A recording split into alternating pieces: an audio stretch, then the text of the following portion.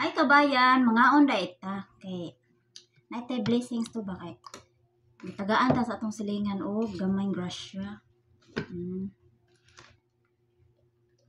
I just want to flex something. Ito yung tinatawag na swaki sa dagat.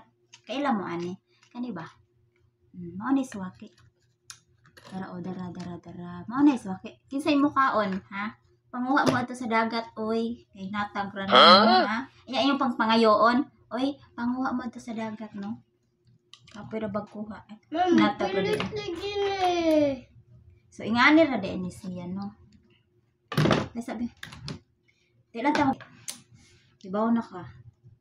Kutsara lang atong gamiton, no? Ano ra ni siya?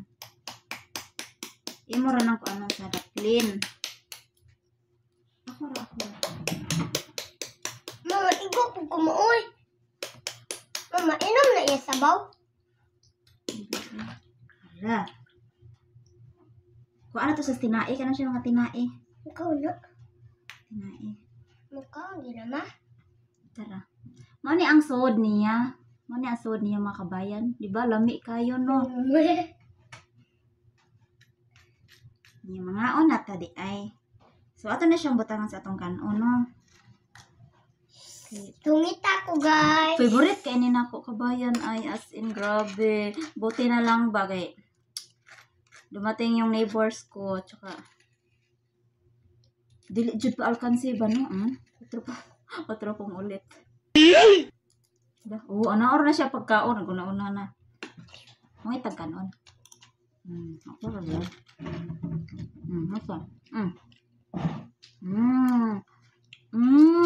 Lemak ko yun.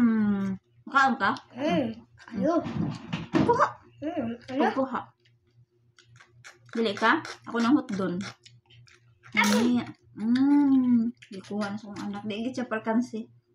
Ay mo na na ang. Kuha na. Isabaw na. Pwede na isabaw ang gamay. So, parat-parat siya ba? Parat-parat. Siyempre, ito dagat. Fresh na fresh. Lami kaayo ba? Karon pa jud ko kakaunog utro kabayan. Buti na lang gitagaan ko. Salamat ay kay Mary Jane Garbo. Siya ang naghatag. Nga unta guys na ang musudan ganiha nga wala pa mi tagai ani nga suwaki. Mora ni siya buwad ra ang musudan at saka sikat-sikat kay ba ka sikat-sikat ingani ra pod. Classmate na sila kada dagat. Og suwaki. Butan ako kamunggay. Ano siya?